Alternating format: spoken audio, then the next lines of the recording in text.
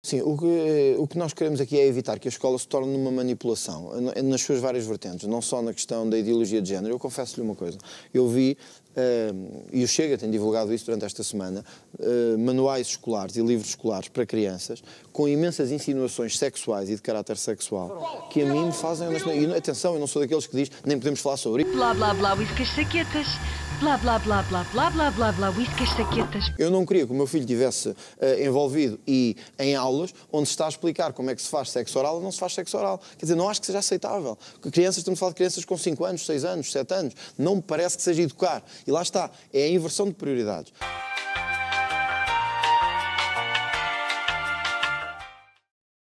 Portanto, eu já falei durante bastante tempo. E se acham que não, provavelmente não viram a parte 1 e provavelmente também deviam vê-la. Primeiro. Seja como for, acho que está na altura de deixarmos André Ventura falar mais um bocadinho. Por isso mesmo trouxe um jogo para entreter a malta. O jogo chama-se André Desonesto, mentira, incoerência ou omissão, todos os direitos reservados caso queira comercializar um programa de final de tarde para a RTP1. O nome do jogo escusa manual de regras e é mais divertido em família ou entre amigos. O objetivo é tentar adivinhar como André Ventura está a ser desonesto. Sempre que acertarem, recebem um ponto. Ao fim de 4 rondas, quem tiver mais pontos é nomeado o anti-político da noite. Comecemos no tópico preferido de André Ventura. Vamos para a Justiça, que é aqui a medida 15.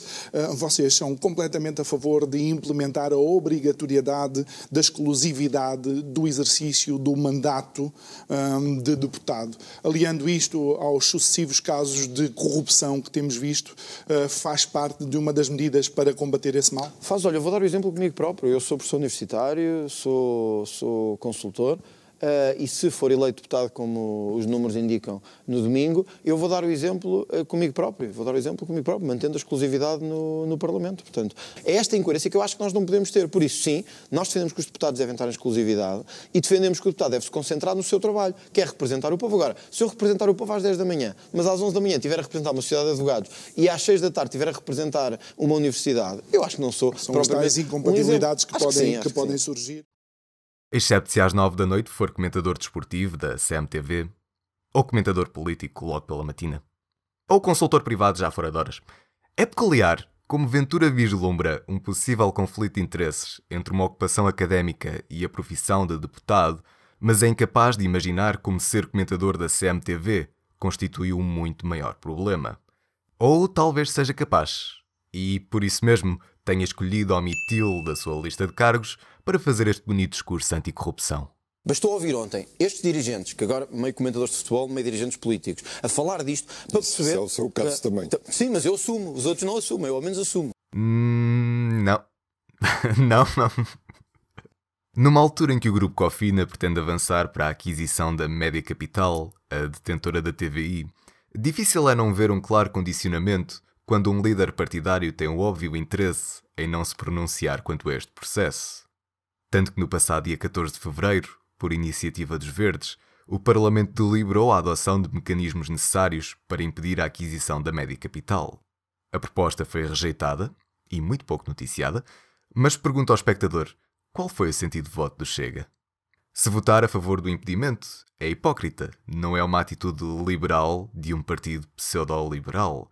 Se votar contra o impedimento, está a favorecer o patrão do seu part-time, por isso teve de se abster. Certo? Não, isso também daria muito nas vistas. Simplesmente não apareceu no Parlamento nesse dia. E quem sou eu para julgar André Ventura? Quando sabia que ia chumbar também não metia os pés na universidade. Mas mesmo quando Ventura passa pela Assembleia, surgem vários conflitos de interesse. Por exemplo, uma das propostas do Chega para o Orçamento de Estado 2020 propunha obrigar prisões, bibliotecas nacionais e escolas secundárias a subscrever um dos principais jornais nacionais generalistas, com tiragem superior a 5.000 exemplares, para além da subscrição de um jornal digital, em nome do Grupo Cofina, em nome do incentivo à consulta e acesso aos meios de comunicação. É claro que esta proposta até poderia partir de intenções genuínas, ou talvez não, e é esse o problema de deputados com outras ocupações profissionais. A ausência de transparência nas decisões da classe política. Por isso, resumidamente, não é ilegal que um deputado tenha um part-time a fazer conversa de tasco sobre bola quando não está a fazer conversa de tasco no Parlamento? Não lhe admito não lhe admito que coloque em causa o caráter e a honra de quem quer que seja, e muito menos a minha. Não a si, não a ninguém dessa bancada. Isso eu não lhe admito. O André, sem cartilha, é o verdadeiro palhaço. Pronto. Portanto, lê a cartilha. Olha, palhaço és tu e eu não te admito esse tipo de linguagem. Palhaço és tu e eu não te admito esse tipo de linguagem. E Calimera és tu, também não te admito chamar a ti. palhaço, vais chamar a tua tia. Já disse isto uma vez. Tua tia é que é palhaço. No entanto, se André Ventura quer manter essa ocupação de elevada visibilidade, não pode alegar que está a manter, de forma alguma, a exclusividade, a dar o exemplo e a evitar conflitos de interesse. Muito menos quando omite esse mesmo cargo em entrevistas pré-eleitorais. Mas esta ronda era relativamente fácil se prestaram atenção à introdução da primeira parte ou se tiverem uma televisão em casa. Ambas são igualmente prováveis. Passemos à segunda ronda. A igualdade de género. 50, ouça, é o maior governo desde 1976. O maior. Numa altura em que Portugal devia ter contenção, moralizar o Estado, temos o maior governo desde 1976. Agora eu pergunto, quem é que é populista? E com bastantes mulheres. Isso é bom, isso é positivo. Isso é muito positivo. Quando André Ventura diz que a quase proporcional presença de mulheres no presente executivo é positiva, há, inevitavelmente, um contrassenso relativamente àquilo que o seu partido pretende concretizar. Citando uma das 69 medidas para Portugal: supressão da lei da paridade e de qualquer tipo de as políticas? De políticas de cotas. Tenho quase a certeza que é assim que está escrito. Supressão da lei da paridade e de qualquer tipo de as políticas de cotas. Não te podes rir. Defendemos uma sociedade justa e não com base na discriminação. Defendemos uma sociedade com base no mérito, onde os melhores não serão prejudicados pelos medíocres. André Ventura, ou qualquer outra pessoa para esse efeito, poderá argumentar contra a existência de quotas, defendendo a ideia de uma sociedade puramente meritocrática e, não querendo entrar em polémicas, deixo à consciência do espectador a determinação da legitimidade desse conceito. No entanto, a partir do momento em que se qualifica a presença de 40% de mulheres no Executivo como sendo positiva, presença essa que foi garantida pela própria lei de paridade, André Ventura incorre numa clara incoerência. Quem diria André Ventura a ser politicamente correto? Mesmo que o espectador queira fazer o papel de advogado do diabo e alegar que André Ventura considera a presença de 40% de mulheres positiva, por si só, e num exercício de ginástica mental, isolar as consequências da lei de paridade da própria lei de paridade, fica então por responder o porquê de ser positiva a presença quase proporcional entre homens e mulheres. Aliás, para alguém que defende um...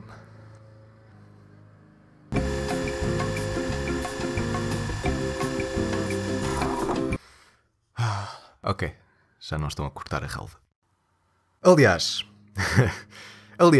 para alguém que defende uma sociedade meritocrática onde os melhores não são prejudicados pelos medíocres, a resposta correta seria: é um facto indiferente, o que eu quero são pessoas competentes nos lugares de poder, sejam elas mais mulheres ou mais homens.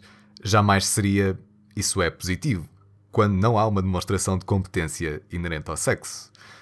Se, pelo contrário, a proporcionalidade de géneros em locais de poder é positiva, não só por incluir uma maior diversidade de perspectivas na elaboração de leis, assim como no próprio desenvolvimento das aspirações profissionais de crianças e adolescentes. Então a supressão desta lei não faz qualquer tipo de sentido. Em todo o caso, é uma clara incoerência politicamente correta. Passemos então à terceira ronda do André Desonesto, quando corta-relvas a brandar, e estejam atentos a esta, os pontos valem o triplo. Mas então o André Ventura quer resolver as coisas. Vamos dizer uma coisa populista para ter razão, mas não é bem a realidade. Se me deixar só explicar um minuto, eu vou dizer porque é que não é populista. Quando eu disse, as regras do Estado de Direito, casamentos, direitos das mulheres, verdade ou mentira? Quem pode negar isto? E não é todas as comunidades, é a comunidade cigana em particular.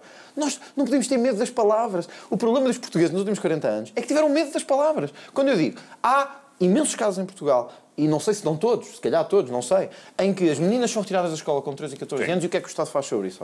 Subia para o lado. Diz, não é um problema meu, o André Ventura que um dia fala disto. Esta declaração é particularmente condenadora e, curiosamente, advém da sua primeira grande polémica. São 3 mentiras consecutivas. Ou vá, 2 mentiras e meia, ele lá pelo meio realmente admite que não sabe do que fala. Primeiro, afirma que os problemas relacionados com a comunidade cigana derivam dos portugueses terem medo das palavras. Deduzo que seja a tal ditadura do politicamente correto a funcionar. Trata-se de uma oportuna sobressimplificação de um fenómeno de integração que data não há 40, mas há mais de 500 anos, quando a comunidade cigana chegou à Península Ibérica.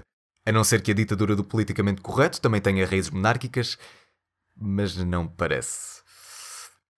É necessário dar um passo atrás para que haja uma devida interpretação das origens daquilo que se manifesta na atualidade, para entender que qualquer resolução deste problema será, necessariamente, lenta e gradual. André Ventura não está disposto a dar esse passo e tenta forjar os moldes de discussão num jeito que não faz justiça à complexidade do assunto, para vender a ideia de que com ele encarregue da empreitada, isto tem 2 tardes e meia, ficava arrumado. Ninguém tem esse poder, muito menos o empreiteiro de camisa aberta, pelo no peito e palito na boca. Tivemos um governo que já na legislatura passada tinha dito que era uma obra de prioridade, tínhamos os verdes que já lá tinham ido e tinham dito que era de prioridade, mas depois dão sempre as mãos aos mesmos senhores que não fazem absolutamente nada por esta estrada. Pode crer que a estrada já estava feita se fosse o André Ventura, de certeza absoluta. É de certeza absoluta. A estrada já estava feita, já estava arrumada, até já estava consertada, já estava arrumada. Mãos, se fosse preciso, com estas mãos aqui. E disse para o meu sogro que quando for preciso acarto com a máquina de lavar roupa pela escada acima sozinho. Sozinho quer dizer, mais 2 gajos. Mais 2 gajos. Mais 3. 3 gajos. 3 gajos e um anão. Segundo, a tal meia mentira. Ventura diz não saber se não serão todos os casos em que as meninas são retiradas da escola aos 13 ou 14 anos, o que apenas revela o seu preconceito sobre esta temática ou o preconceito que tenta reforçar. Sim, a comunidade cigana, no seu geral, não acompanhou a subida à bruta dos níveis de alfabetização e escolarização pós-25 de Abril, e isso deve-se tanto a questões culturais próprias da comunidade cigana, como fatores socioeconómicos e discriminatórios que exacerbam o isolamento de uma comunidade já marginalizada. Mas o cenário que André Ventura pinta de negro não é verdadeiro, ou, pelo menos, induz o espectador em erro. O número de jovens de etnia cigana nas escolas não diminuiu, nem estagnou nas últimas décadas. Pelo contrário, duplicou nos últimos 19 anos. É claro que continua a existir uma diferença entre a comunidade cigana e o que é normal na restante população, mas trata-se de uma tendência demasiado positiva para não ser mencionada num debate sério. Especialmente quando temos em conta que este progresso deriva, precisamente, da atuação do Estado nesta matéria, o que nos remete para o terceiro ponto e à terceira mentira. O alegado subia para o lado, o André Ventura que fala sobre isto um dia. Curiosamente, durante a legislatura de Pedro Passos Coelho, o líder partidário do ex-vereador de Loures, André Ventura, foi elaborada a Estratégia Nacional para a Integração das Comunidades Ciganas, criada através da resolução do Conselho de Ministros. Neste documento, acessível ao público e com direito a índice numerado, foram estabelecidas uma série de prioridades, ações e parcerias com ONGs que visam, precisamente, uma melhor integração da comunidade cigana na sociedade portuguesa. Mas não foi apenas em 2013 que o Estado se passou a importar. Existem várias outras medidas que encaram a pobreza enquanto raiz do problema da comunidade cigana, mas que são transversais à sociedade portuguesa. Por exemplo, o rendimento social de inserção foi e é atribuído a famílias em pobreza extrema, mediante o cumprimento de um programa de inserção adaptado às características do agregado familiar, o que implica que as crianças permaneçam na escolaridade obrigatória para que haja a atribuição desse mesmo subsídio. Logo aqui, há uma medida engenhosa que demonstra interesse da parte do Estado em criar condições, tanto no presente como no futuro, para a integração destes indivíduos no mercado laboral português e, consequentemente, na própria sociedade portuguesa. André Ventura, no entanto, vilipendia esta e outras medidas de combate à pobreza quando fala em subsídio à dependência ou sustentar quem não quer fazer nada. O que nos leva a questionar: se tudo isto amontou ao Estado a subir para o lado, então como é que o líder do Chega pretende integrar a comunidade cigana? Eu perguntava-lhe uma coisa. Propostas específicas, porque não as ouvi, para este problema específico. Muito bem, exatamente. Que fala. E eu quando as pessoas votarem até em lhe si, agradeço isso, podem esperar o quê? Porque muita gente pergunta, prática. muito bem, ele identificou o problema, mas onde é que está a solução? Sim. Qual é a solução? Olha, para mim há duas soluções muito simples. Eu estou convencido que há vários problemas de segurança em Loures, não só do país inteiro, mas em Loures.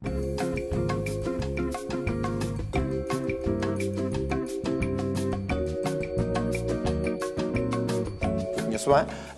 que se prendem com uma questão de mentalidade de impunidade do Estado. O que é que eu quero dizer com isto? Em que o Estado, quando se sente que há problemas relacionados com determinadas minorias, tem medo de agir.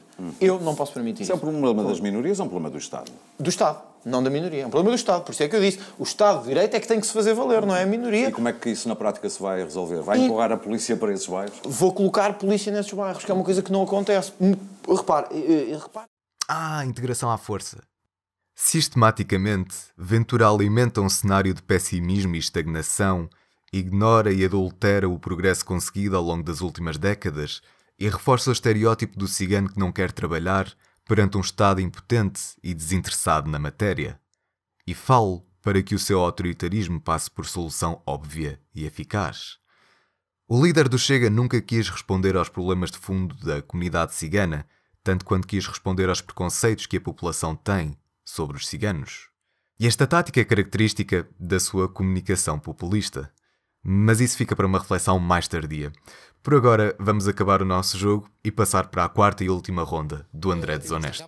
Pode estar cá para ver. Nós nunca vamos estar do lado daqueles que oprimem liberdades, que oprimem os cidadãos na sua liberdade de expressão, que querem tirar direitos ou às mulheres, ou aos homossexuais, ou às minorias. Nunca vamos estar desse lado. Homossexuais. Eu sou casado, como sabe, com um homem. Não concorda com a ideia de casamento? Com a ideia de casamento, ou seja... Com o conceito de casamento? Com o conceito. Na nossa... Ao fim e ao cabo não concorda com a palavra? É com a palavra, é com o regime. Na nossa perspectiva, a união deve estar juridicamente definida com uma equiparação de termos. Na nossa perspectiva, o casamento tem uma dimensão histórica... Mas é uma palavra, é casamento apenas. Por isso é que eu disse ao Manuel, ninguém quis acreditar quando eu disse, para nós é uma questão mais simbólica do que não, mas como interessava dizer que éramos contra os homossexuais... E é contra os homossexuais? Se eu lhe disser a quantidade de amigos homossexuais que eu tenho, o Manuel ficará extraordinariamente espantado. Amigos próximos, alguns deles que fazem vida comigo desde os 13 e 14 Aliás, anos. reduzir uma pessoa à sua condição sexual é de uma imbecilidade total. Pelo contrário, tenho amigos de todo tipo. Aliás, arrisco-me a dizer que hoje muitos dos amigos com que faço ainda vida social são homossexuais, vivo perfeitamente bem com isso. São indivíduos, são pessoas, acabou. E espero viver bem com isso até ao fim da minha vida.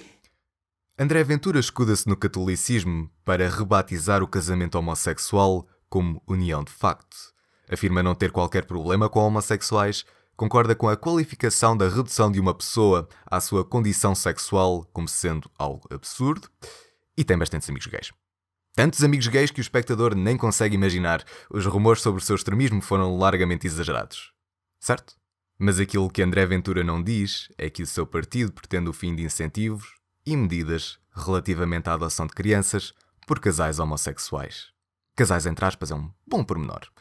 Estando a coadoção homossexual consagrada na legislação portuguesa desde 1 de março de 2016, o líder do Chega não pode, simultaneamente, defender o fim do direito à oportunidade de adoção concedida a casais do mesmo sexo e afirmar que jamais se colocará ao lado daqueles que querem retirar direitos aos homossexuais. Mas, lá está, numa entrevista com o Gocha que está a correr tão bem, por que não omitir um bocadinho de ideologia conservadora? Por isso, quanto a pontos... Não sei. André Ventura omite o seu programa, mente sobre não querer retirar direitos a casais homossexuais e é incoerente em toda a linha? Toda a gente ganha um ponto, é um jogo didático que recompensa a aprendizagem do eleitor. Mais sobre este tópico. Numa entrevista à MAG, em 2018, Ventura clarifica que poderá ser contra ou a favor da adoção mediante estudos objetivos que provem que isto não traz nenhum impacto negativo para as crianças. Se... Numa primeira impressão, esta receptividade à formulação de leis mediante estudos poderia ser tranquilizadora. É profundamente perturbador aquilo que fica implícito nas palavras de André Ventura. Não só não há um corpo de estudos cuja larga maioria aponta para a favorabilidade e adoção por casais do mesmo sexo, como é necessário encomendar estudos objetivos. ênfase em objetivos. Portanto, ou André Ventura não conhece a maioria dos estudos existentes, ou André Ventura não reconhece a legitimidade da maioria dos estudos existentes. Se a primeira seria fruto de ignorância, e de alguma forma perdoável, a segunda seria resultado de quê? Alguma teoria da conspiração?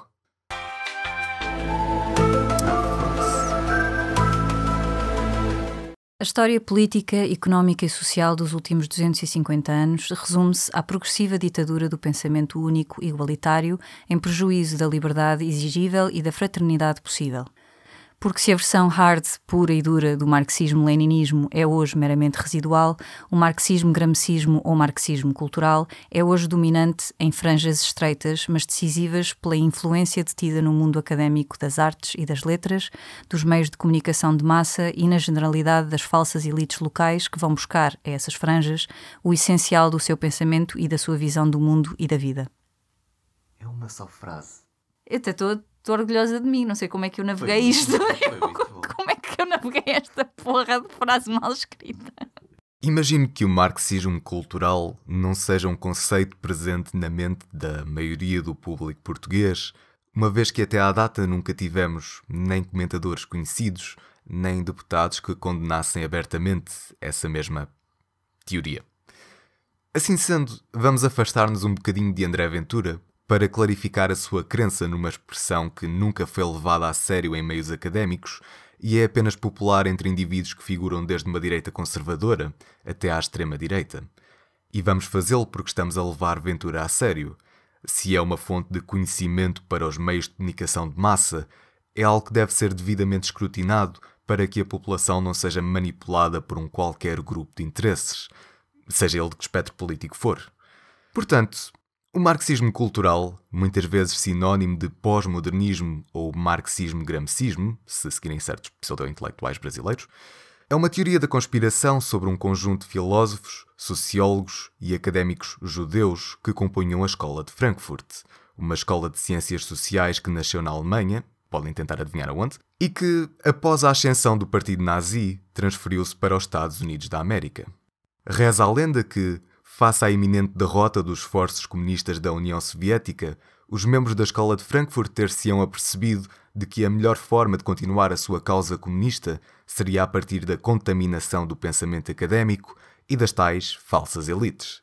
Daí surgir a teoria crítica. A partir de uma visão crítica de ideologia, capitalismo, estruturas de poder, formas de discriminação e opressão que passam despercebidas na nossa organização social, realizar-se a indoctrinação dos estudantes de letras e artes. Posteriormente, estes agentes transformariam a cultura numa máquina de propaganda de valores marxistas, culminando no colapso da civilização ocidental como a conhecemos. Dentro desta mesma perspectiva, a ditadura do politicamente correto seria a materialização linguística desses mesmos pressupostos, por visar a supressão e a censura de expressões, atitudes ou ações que reforcem estereótipos ou ofendam grupos já marginalizados pela sociedade. E agora sim, vamos desempacotar, por partes, esta definição de marxismo cultural. Comecei por dizer que se trata de uma teoria da conspiração, sem qualquer pudor de enviesar a sua explicação, porque, tal como a nova direita que não é nova, também o marxismo cultural é um rosto novo numa ideia antiga. O seu predecessor espiritual e ideológico foi o bolchevismo cultural. Como o nome indica, foi uma outra teoria da conspiração relacionada com esforços comunistas para minar internamente a cultura da nação, desta feita defendida pelo partido nazi. Também os nazis acreditavam que certos movimentos artísticos modernos, disruptivos relativamente às artes tradicionais, seriam contrários à identidade alemã, uma ameaça à civilização e, como o espectador já poderá ter deduzido, também os judeus estariam envolvidos nesta cabala. Mas vamos dar o benefício da dúvida a André Ventura, pelo menos no que toca à sua ignorância sobre as origens das teorias da conspiração que propaga. De facto, a eutanásia tem um grande lastro histórico. Aliás, teve aqui o seu grande impulsionador, assinado nesta altura em 1939 por Adolf Hitler, no decreto que despenalizou a eutanásia na Alemanha. Aqui está ele para que a história não se esqueça daqueles que promovem estas mesmas práticas. Na atual e cada vez mais extensa lista de pessoas preocupadas com o fim da civilização ocidental, temos Jair Bolsonaro, que dispensa apresentações, Richard Spencer, o líder do movimento de supremacia branca dos Estados Unidos da América. I'm not the KKK. I don't engage in violence. Hail Trump! Hail our people! Hail victory! Anders Breivik, o terrorista norueguês que escreveu exaustivamente sobre o marxismo cultural como motivação no seu manifesto. Steve Bannon, antigo assessor de Donald Trump e cofundador da Breitbart, um jornal online de extrema-direita. E por falar em extrema-direita, o PNR, o único outro partido português que faz constantes alusões no seu programa eleitoral aos malditos marxistas culturais. Não queremos perder a nossa identidade. Não queremos uma imigração invasora que substitui demograficamente os nossos, como esses políticos defendem. Nós queremos políticas de natalidade. E isso sempre o dissemos e vamos continuar a dizer. Como tenho vindo a insistir, esta nova direita não é propriamente nova. Ainda assim, poderão contra-argumentar que, mesmo reconhecendo a origem perturbadora do marxismo cultural, mesmo reconhecendo a lista desconcertante de gente preocupada com o marxismo cultural, a sua essência continua por ser debatida neste vídeo. E isso deve-se a um simples facto. O marxismo cultural é oco e extremamente impreciso. É um termo embaraçosamente fútil, unicamente utilizado para imputar intenções insidiosas a uma vasta oposição ideológica e nunca aquilo que deveria ser, uma real corrente intelectual apoiada por indivíduos que se identificam com esses mesmos pressupostos. Deixo esse mesmo desafio aos adeptos incondicionais do Futebol Clube Ventura.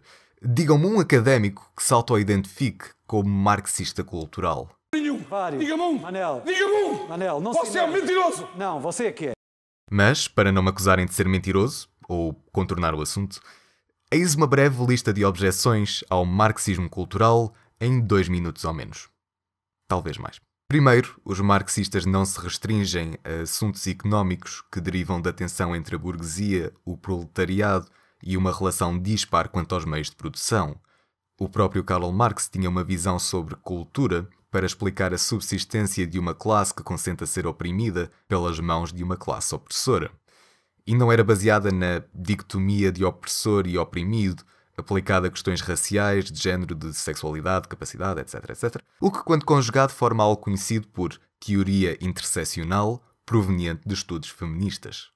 Pegando num aforismo que toda a gente conhece, mas acho que nem toda a gente compreende bem o que é suposto significar, quando dizemos que a religião é o ópio do povo, estamos a citar Karl Marx. Embora, na maioria das vezes, não estejamos a dizer que a religião é uma felicidade ilusória que adormece o potencial revolucionário do proletariado para uma real felicidade, mas estamos a citar Karl Marx. Segundo, os membros da Escola de Frankfurt não odiavam a cultura ocidental, nem pretendiam indoctrinar os estudantes de letras e artes. Para não tornarmos esta secção demasiado densa com a teoria crítica, vamos humanizar a Escola de Frankfurt e falar brevemente de Theodor Adorno. Sociólogo alemão, desenvolveu o seu pensamento a partir de uma base marxista para analisar a cultura no sistema capitalista. Mas o seu trabalho não é um manual de instruções sobre como manipular lentamente as massas até se tornarem comunistas. Pelo contrário, Adorno via a cultura enquanto algo que se tornou num instrumento de manipulação e conformização das massas, levando-as a não agir de acordo com os seus melhores interesses. Na dialética do esclarecimento, Adorno e Horkheimer detalharam as suas preocupações sobre a desvirtuação da arte no sistema económico moderno. A cultura que chega às massas acabou por assimilar-se às regras e motivações capitalistas, tanto no processo como no conteúdo e até no efeito suscitado ao espectador, colocado num estado de dormência existencial durante o seu tempo de lazer, o que é conveniente por estar exausto do seu dia de trabalho. Isto é, as consequências do nascimento da indústria da cultura. O potencial revolucionário da arte, inseparável da reflexão do indivíduo, é substituído pela standardização da produção, a homogeneização e unificação da cultura através dos diversos meios de comunicação, caracterizada por um excessivo foco na estética e na erradicação da expectativa de pensamento por parte da audiência. O próprio produto já prescreve as reações adequadas ao espectador. Até porque dá menos trabalho quando a televisão nos poupa o esforço de saber quando temos de rir.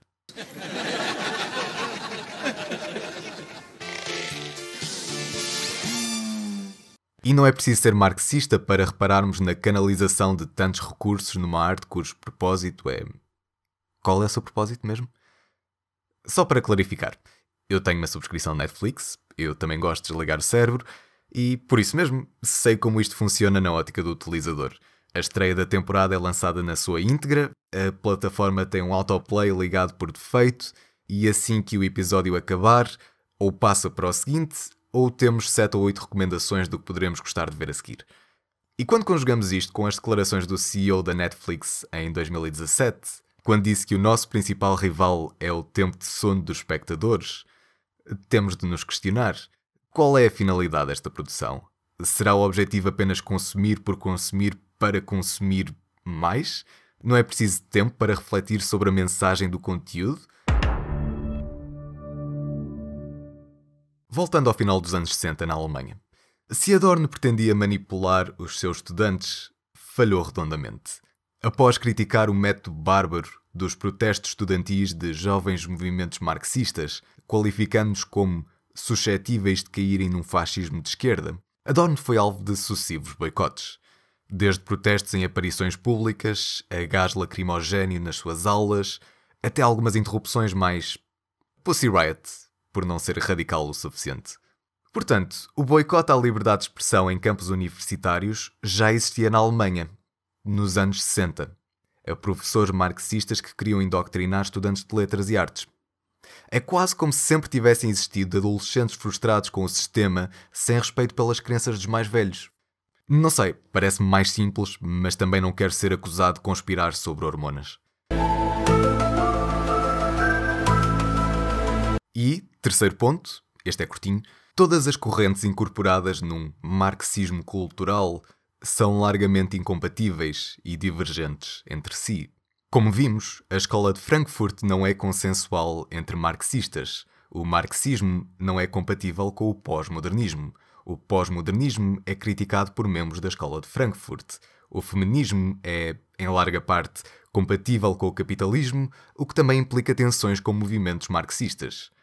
Nenhum destes movimentos se cinge a políticas identitárias, pelo menos não mais do que André Ventura, que também pretende impor a sua própria agenda identitária, e todos eles têm, mais do que nuances, perspectivas fundamentalmente distintas da realidade moderna e histórica. Resumi-los a um marxismo cultural é muito pior do que desonesto. É anti-intelectual, anti-científico e extremamente conveniente. Tudo isto para chegar a uma conclusão que, se ainda não era, é agora evidente. Demora muito mais tempo corrigir uma mentira do que propagá-la, daí estes vídeos terem meia hora cada um e André Ventura partir sempre em vantagem num debate televisivo. Espera, afinal são 2. Os críticos do suposto marxismo cultural não são pessoas preocupadas com as ciências sociais porque não estão a fazer o mínimo esforço para compreender e responder à literatura académica de forma académica ou simplesmente honesta. Os reais conspiracionistas do marxismo cultural são pessoas que colocam o feminismo, o marxismo, a teoria crítica e o pós-modernismo numa só caixa, para vilificar as suas críticas, para distorcer as intenções dos seus autores e, sobretudo, para legitimar uma defesa proativa de uma identidade nacionalista que se disfarça de moderada. Porque, de que outra forma poderia André Ventura justificar uma atitude anticientífica se não através de um ataque indiscriminado à legitimidade das ciências sociais? Um sistema educativo acessível a todos, vocacionado para a consolidação dos valores culturais e civilizacionais judaico-cristãos, sem interferência de correntes que se filiam na chamada ideologia do género e no dito marxismo cultural. De que outra forma se poderia privatizar todo o sistema educativo, ao mesmo tempo que se pretende consolidar valores culturais e civilizacionais judaico-cristãos nas escolas, sem um vilão a operar nas sombras do mundo ocidental?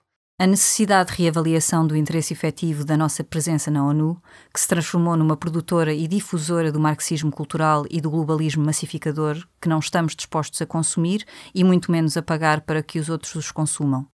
De que outra forma se poderia reavaliar o interesse efetivo da nossa presença na ONU? Espera, porquê é que estamos preocupados com a ONU? O fim da aplicação das ideologias de inclusão e ideologia de género no Sistema Nacional de Educação, colocando-se termo à aplicação das orientações da ONU relativamente às chamadas questões psicológicas de transtorno de identidade de género. Ok, já percebi. De que outra forma se poderia regredir no tempo, num jeito dissimuladamente ultraconservador, sem uma oposição maquiavélica que encobrisse o extremismo patente nas suas propostas? De que outra forma poderia esta nova direita, que não é nova, existir sem os outros. André Ventura, do Chega, o que é que fez ontem? Eu queria só dizer que acho, apesar de tudo extraordinário, que se vai fazer campanha contra os subsídios na Feira do Relógio. Eu acho que é enigmático e de alguma forma irónico, mas isso, enfim, é de quem o faz. Relógio, fazer uma luta contra os subsídios, acho que não fica muito bem, mas pronto. Já me caiu uma boa ideia de si, mas agora é pior ainda.